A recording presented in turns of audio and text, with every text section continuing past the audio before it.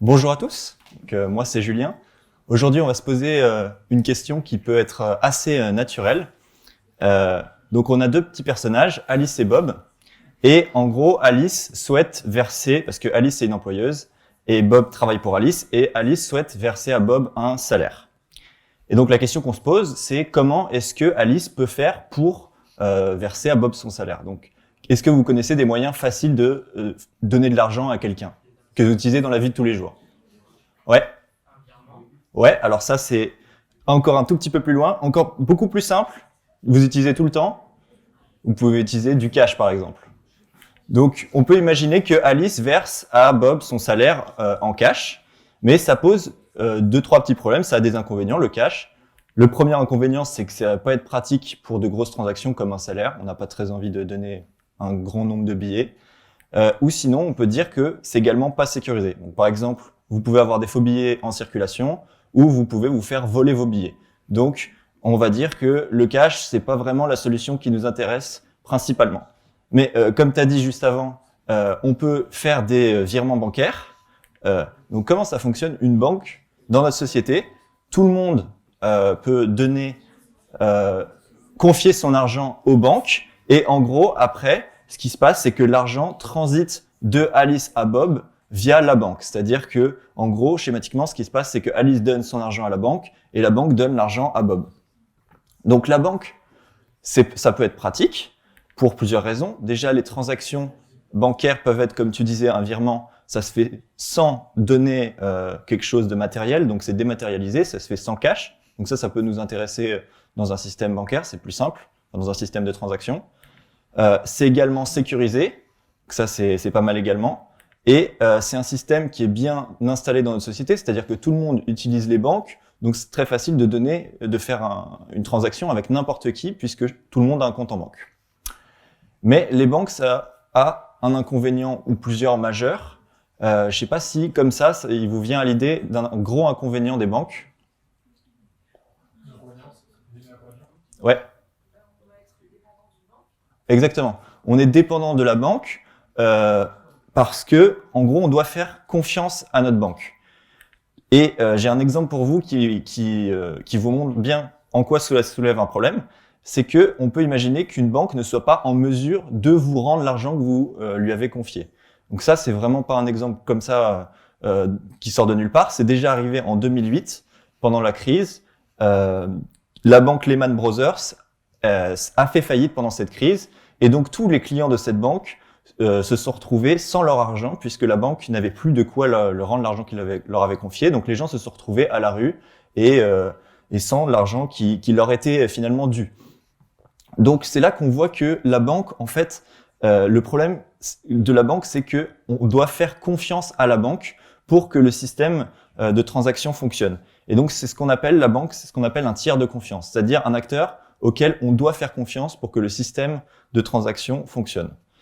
Et donc aujourd'hui, comme on a vu que ça semblait être un gros problème pour nous, ce qu'on souhaite, c'est passer d'un système actuel où les transactions transitent donc par la banque à un système où il n'y a plus la banque et les transactions se font directement entre les acteurs, donc entre Alice et Bob, sans le tiers de confiance.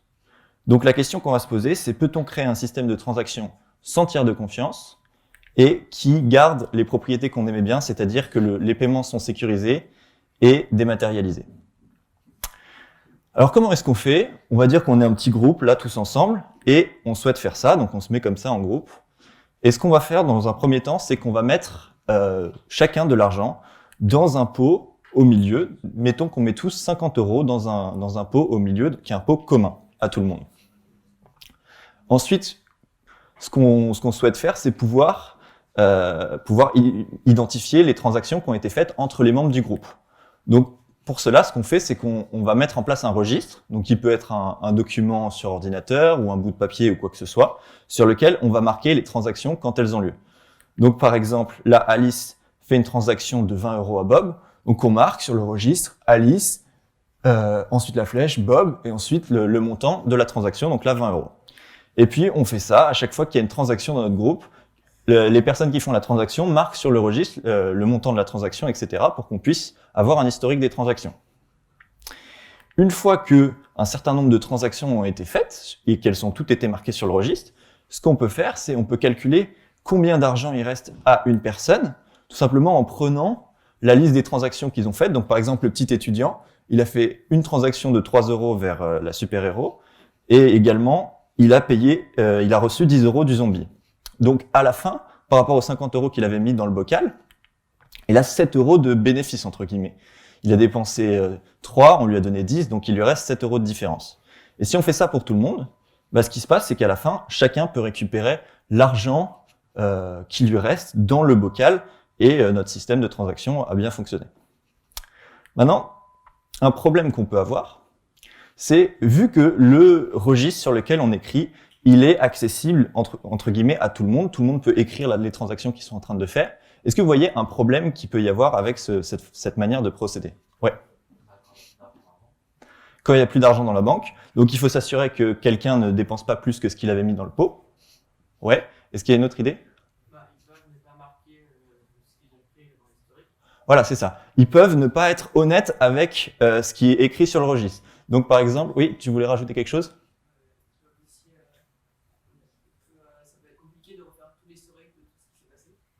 Alors, effectivement, mais c'est pas vraiment un problème qui nous intéresse dans un premier temps, ce genre de problème-là. Mais effectivement, ton idée était bonne, c'est s'il y a quelqu'un qui n'est pas honnête, donc qui ne marque pas toutes les transactions, ou qui peut marquer des transactions en sa faveur sur le registre, alors qu'elles n'ont pas vraiment eu lieu, ça pose un problème. Donc, en fait, ce qu'il faut, c'est qu'on puisse marquer une transaction sur le registre que si vraiment la personne qui donne l'argent a bien autorisé la transaction à se faire. Donc, dans le système bancaire actuel, par exemple, avec les chéquiers, ce qu'on fait pour bien prouver qu'on a été d'accord pour émettre un chèque, on signe le chèque au stylo pour bien dire, voilà, je certifie que j'ai donné mon accord pour cette transaction. Bah, nous, on aimerait bien quelque chose d'un petit peu similaire. On aimerait pouvoir signer les transactions, mais comme les signatures manuscrites, c'est pas tout à fait... ça peut être falsifiable. On peut imiter une signature. Nous, on aimerait une signature inimitable. Donc, en fait, ce qu'on va essayer de faire, c'est de faire une signature électronique. Donc, pour ça, c'est un système qui dérive de la cryptographie, le système de signature électronique. Comment il fonctionne? Chacune des personnes dans le groupe obtient 2 clés. Donc, vous pouvez vous les imaginer comme des vraies clés, mais c'est des clés électroniques. Mais dans votre tête, si vous les imaginez comme des vraies clés, vous allez réussir à vous faire une idée. Donc, une clé publique et une clé privée. La clé publique, comme son nom l'indique, en fait, chacun pourra voir les clés publiques de tout le monde, et elles vont être dans un espèce de registre des clés publiques. Donc là, par exemple, Alice, elle va mettre sa clé publique dans le registre. Et sa clé privée, c'est celle qu'elle va utiliser pour encoder des messages. Donc, quand le système est fait tel que si Alice encode un message avec sa clé privée, donc la clé rouge, il ne peut être décodé et donc lu par les autres qu'en utilisant l'autre clé, sa clé publique. Donc, sa clé publique, qui vient du répertoire de clés publiques, permet d'ouvrir le message. Mais n'importe quelle autre clé publique ne permet pas d'ouvrir le message. Donc, quand Alice donne un message qu'elle a encodé avec sa clé privée, eh bien, on peut facilement vérifier que c'est bien elle qui l'a encodé, en vérifiant avec toutes les clés publiques du répertoire que ce soit bien sa clé publique qui le décode. Donc, si c'est effectivement sa clé publique qui le décode, on sait que c'est Alice qui a écrit le message, et donc, dans une certaine manière, elle a signé le message. Donc ça, si on l'applique à une transaction, si le message, c'est pas n'importe quel message, mais c'est une transaction, on va dire que on a fait une signature électronique de la transaction. Et donc maintenant, dans nos listes de registres, on va accepter uniquement, dans notre registre, on va accepter uniquement les transactions qui sont effectivement signées. Donc, dont on est sûr que l'expéditeur, la personne qui donne l'argent a bien accepté que la transaction ait lieu. Donc là, on va enlever toutes les transactions qui n'en ont pas. Là, c'est le petit logo signature à côté. Voilà, donc ça, c'est les premières transactions qu'on peut éliminer d'un registre. Et comme tu disais, je sais plus qui disait avant, il faut vérifier qu'on dépense pas plus d'argent que ce qu'on a mis dans le pot au départ. Mais il y a aussi ce problème-là dans les registres. Et donc, on va aussi ne pas accepter les situations telles que celle-ci. Donc, on voit que Alice, elle a dépensé d'abord 20 €, puis après 40, sans gagner d'argent entre les deux. C'est-à-dire qu'elle essaie de dépenser 60 € alors qu'au départ, elle a mis 50 € dans le pot. Donc ça aussi, on va dire que la deuxième transaction d'Alice, comme elle s'est dépensée plus que ce qu'elle avait, entre guillemets, elle se met à découvert, c'est pas valable et on annule cette transaction également. Donc, pour qu'une transaction dans un registre soit valide, il faut qu'elle soit signée par celui qui l'a émis et qu'elle n'engendre pas de découvert. Voilà. Alors, l'autre question qui peut un peu nous interpeller, c'est on a un registre, donc j'ai dit qu'il était un bout de papier ou un document informatique, mais qui garde le registre? Parce qu'il y a bien une personne, c'est quelque chose de matériel, ou même sur un ordinateur, ça doit être stocké sur l'ordinateur de quelqu'un, qui doit garder ce registre. Si on dit qu'on le confie au zombie, on sait que le zombie, il peut pas ajouter de nouvelles transactions qui n'ont pas été signées. Donc ça, c'est déjà quelque chose de positif. Mais est-ce qu'il peut peut-être faire quelque chose d'autre pour gagner de l'argent, entre guillemets, ou arnaquer les autres du groupe? Si on lui confie le registre et donc il peut l'éditer. Quelqu'un a une idée? Ouais. Changer les receveurs. Non, ça, il peut pas parce que, entre guillemets, ça casserait la signature électronique qui a été faite. Mais en fait, ce qu'on pourrait imaginer qu'il fait, il peut enlever certaines transactions, ni vues ni connues, ou par exemple des transactions où il paye de l'argent à quelqu'un, s'il les enlève, entre guillemets, il gagne de l'argent. Donc ça, c'est une manière qu'il a de pouvoir arnaquer le reste du groupe. Donc on voit que la personne qui garde le registre, on doit aussi lui faire confiance au même titre qu'on faisait confiance avant aux banques. Donc cette solution ne nous convient pas. Donc comme personne ne peut garder le registre, ce qu'on dit c'est, d'accord, dans ce cas, tout le monde aura un registre. Donc maintenant dans notre groupe, chacune des personnes du groupe a un registre et peut l'éditer, le maintenir comme il veut, quoi. C'est son registre. Donc qu'est-ce qui se passe maintenant quand on veut faire une transaction?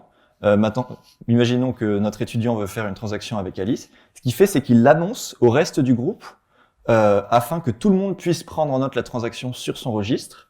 Tout le monde prend en note la transaction, donc tout le monde a écrit sur son registre. Et à la fin, normalement, tout le monde a le même registre. Donc là, on est content. Mais imaginons que sur une autre transaction, pareil, la super-héros, elle annonce la transaction, elle dit voilà, je vais faire telle transaction, tout le monde prend en note, et puis en fait non, il y a certaines personnes, comme ils font ce qu'ils veulent avec leur registre, ils décident de pas prendre en note, ou alors ils entendent pas, ou alors ils sont malhonnêtes, et on se retrouve avec, vous voyez, là il y a 5 personnes, et les 5 personnes n'ont pas le même registre. Ce qui veut dire que les gens ne sont pas d'accord dans le groupe de quel a été l'historique des transactions qui a été fait. Et donc en fait, ce qu'il faut, c'est savoir quel registre on va garder comme étant le registre de référence pour le groupe. C'est-à-dire que le groupe, à un moment, il doit se mettre d'accord sur quelles ont été les transactions qui ont été faites, et ils doivent donc se prendre un de ces 4 registres pour référence. Donc, en fait, dans ces 4 registres, est-ce que vous voyez déjà des registres qui pourraient être éliminés d'office? Ouais. Celui du zombie, parce qu'il n'y a pas de sécurité. Ouais. Celui du zombie possède des transactions qui sont pas signées, donc déjà, il est pas valable. Oui.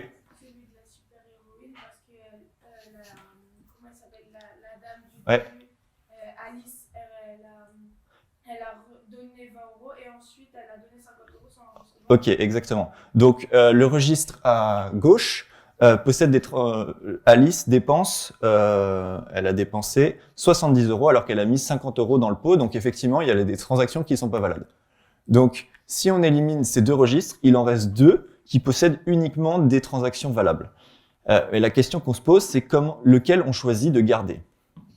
Et en fait, on voit que celui de Bob, donc le registre à droite, il a plus de transactions. Et comme toutes les transactions de son registre sont valables, on va considérer que le registre de Bob, il a entre guillemets plus de valeur, parce qu'il a capturé plus de transactions valables que celui de Alice.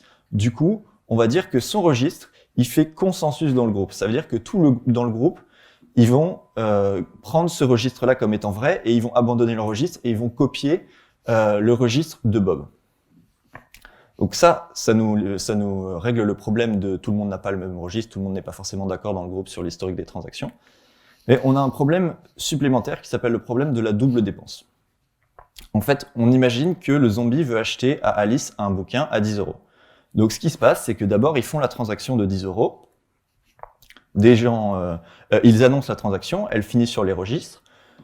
un des registres qui est le plus long va faire consensus, donc celui de gauche. Donc, comme il fait consensus, tout le monde va recopier ce registre. Et donc, maintenant, ça y est, tout le monde a le même registre. Alice, elle voit que dans le registre de tout le monde, il y a la transaction. Donc, elle se dit, c'est bon, la transaction, elle est passée. Je peux donner le livre au zombie. Donc, elle lui donne. Et maintenant, qu'est-ce qui se passe? Le zombie est quelqu'un de malin. Donc, ce qui se passe, c'est qu'il prend son registre, il enlève la transaction avec Alice et il la remplace par 3 transactions à lui-même. Donc, maintenant, qu'est-ce qui se passe? Qu'est-ce qui va se passer dans cette situation, à votre avis? Ouais. Tout le monde a copié la transaction, enfin la liste du zombie parce que c'est le plus long. Exactement. Tout le monde va copier. Le registre du zombie va faire consensus parce que maintenant il est plus long. Tout le monde le recopie. Sauf que maintenant, Alice, elle se fait avoir parce que dans le registre de tout le monde, il n'y a plus l'ancienne transaction qui était la transaction des 10 € qui lui payait pour son livre. Mais elle a déjà donné son livre. Donc, elle se fait arnaquer dans l'histoire.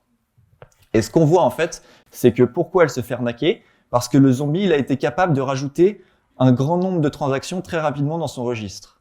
Et ça, c'est quelque chose qu'on voudrait ne rendre plus possible.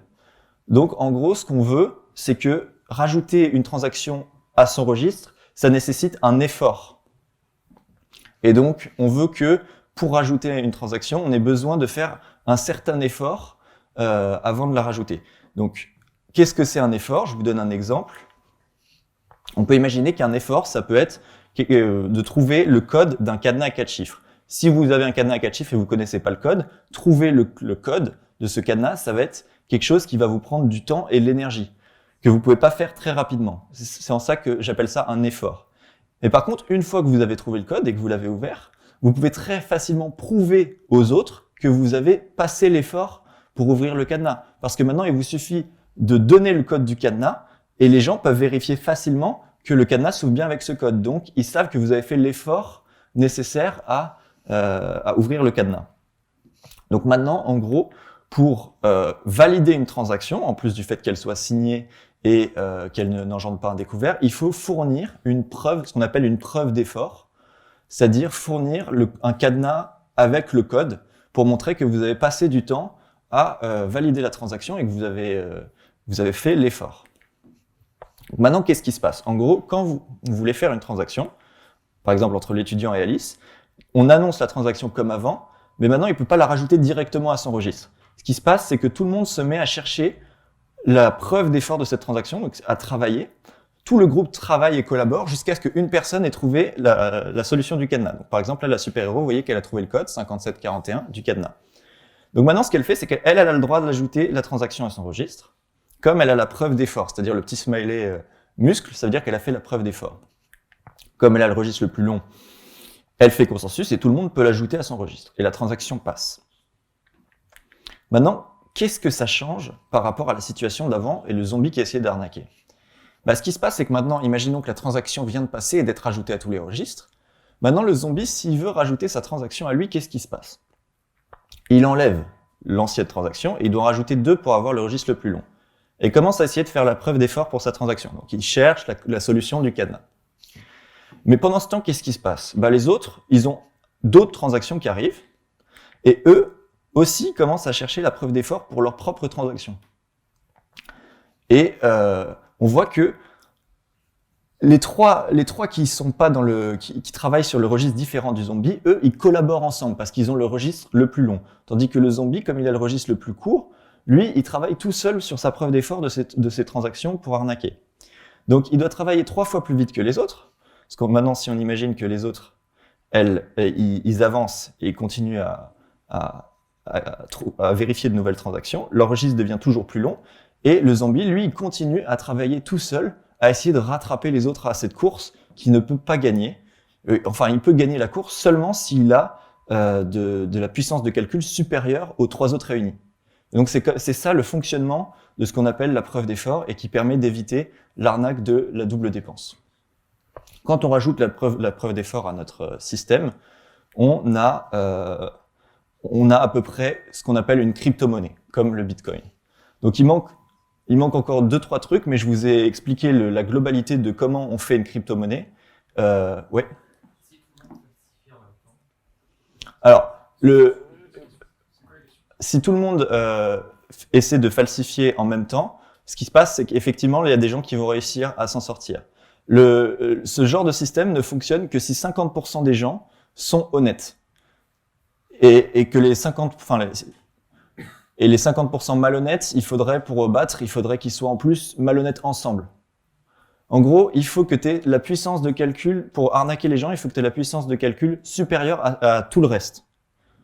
Donc là, le zombie, il faudrait qu'il calcule 3 fois plus vite que tout le reste. Voilà. Donc, si on récapitule, ce qu'on a fait, donc, c'est qu'on avait la question qu'on se posait, c'est peut-on créer un système de transaction sans tiers de confiance? Ce qu'on a fait d'abord, c'est on a enlevé la banque de l'équation. Ensuite, on s'est rendu compte que on avait besoin d'une signature électronique pour éviter que les gens rajoutent des transactions et arnaquent des transactions qui n'ont pas eu lieu et arnaquent les gens.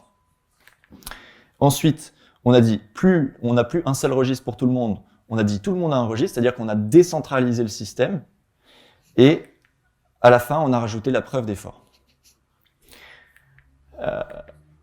S'il y a des choses que vous devez retenir de cet exposé, c'est trois concepts un peu clés.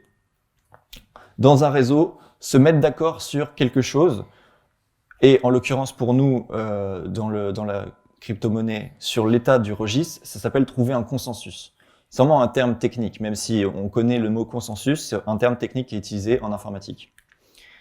On peut signer un message ou une transaction à l'aide d'une signature électronique. Pareil, le concept de signature électronique, c'est quelque chose qui s'applique à la crypto-monnaie, mais qui s'applique aussi à plein d'autres domaines. Vous pouvez envoyer un message et que les gens soient sûrs et certains que c'est vous qui l'avez fait grâce à la signature électronique.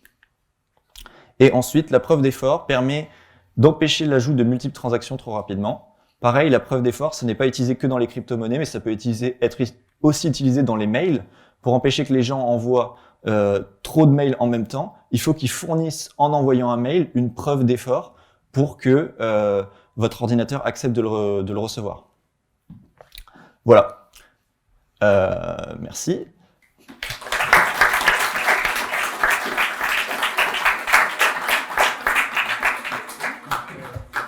Est-ce que vous savez à quelle discipline ça correspond? Oui, je sais pas, quelqu'un par ici? Les sciences économiques et sociales. Répète. Alors, sciences économiques et sociales, ça peut... l'arrivée des crypto-monnaies change le paradigme économique, et effectivement, ça peut être intéressant à étudier au niveau des sciences économiques et sociales. Oui, au premier rang? De l'informatique, tout à fait. Alors, la spécialité à laquelle ça correspondrait en première, ce serait numérique et sciences informatiques. Et là, les domaines de l'informatique dont on a un petit peu discuté aujourd'hui, c'est donc les réseaux systèmes décentralisés. Donc, c'est le fait de ne plus avoir un seul acteur au milieu qui dirige tout, mais un réseau où chacun est acteur, et la cryptographie. Et donc, les notions au niveau de la cryptographie, c'était plus d'une notion de niveau licence, L2, peut-être L3. Et les réseaux systèmes décentralisés, c'est étudié en informatique, souvent en master. Ah oui, mais il faut que je dise qui je suis aussi. Mon nom, c'est Julien Malka. Moi, j'ai fait mon bac S à Lyon. J'avais fait SPMAT. Ensuite, je suis allé étudier, j'ai fait mon bachelor à l'EPFL, l'École Polytechnique Fédérale de Lausanne, en Suisse. Et à la fin de mon bachelor, j'ai décidé de rentrer en France et donc je suis rentré au département d'informatique de l'ENS. Voilà. Pas de questions, c'est sûr. Si. Oui. Par rapport à l'ENS, vous avez fait quoi ici? Enfin, vous faites quoi ici? Donc j'étudie actuellement. Alors, ce que je fais à l'ENS actuellement, je suis en première année et donc je suis en double licence maths informatique. Et donc pour l'instant, c'est assez général. Le but de la licence, c'est de permettre essentiellement de savoir un petit peu ce qui nous plaît dans les départements qu'on étudie, donc en maths et en informatique. Donc moi, je suis un informaticien, donc je continuerai en informatique mon master.